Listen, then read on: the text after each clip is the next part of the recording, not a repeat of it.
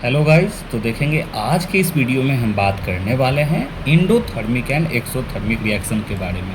तो सबसे पहले आप सुने होंगे रिएक्शन के बारे में। Reaction is simply known as changes, okay.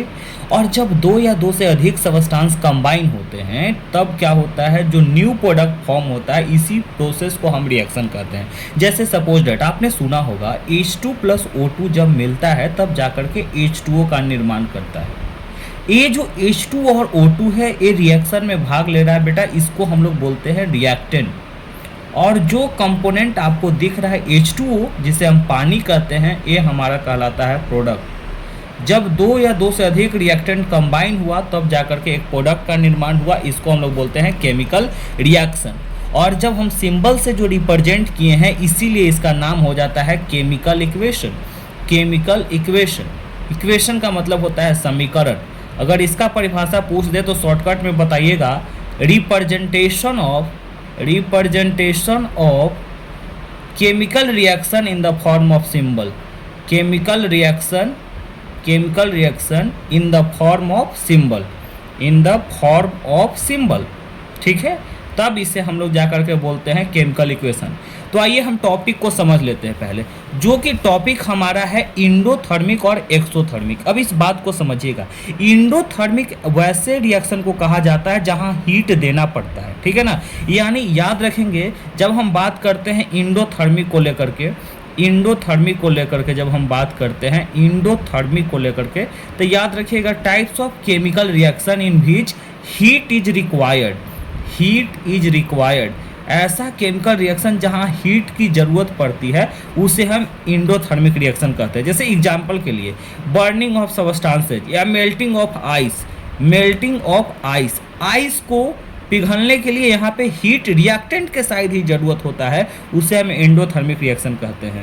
लेकिन जब हम बात करते हैं एक्सोथर्मिक रिएक्शन को लेकर के, जब हम बात करते हैं the type of chemical reaction in which heat is produce after reaction. यहाँ देखिए हीट इज रिक्वायर्ड हमने लिखा, यहाँ हम बता रहे हैं heat is produced after reaction. अगर रिएक्शन के बाद हीट उत्पन्न हो रहा है उसे हम कहते हैं एक्सोथर्मिक। एग्जाम्पल में बेटा लिया जाता है रेस्पिरेशन, जिसे हम श्वसन कहते हैं।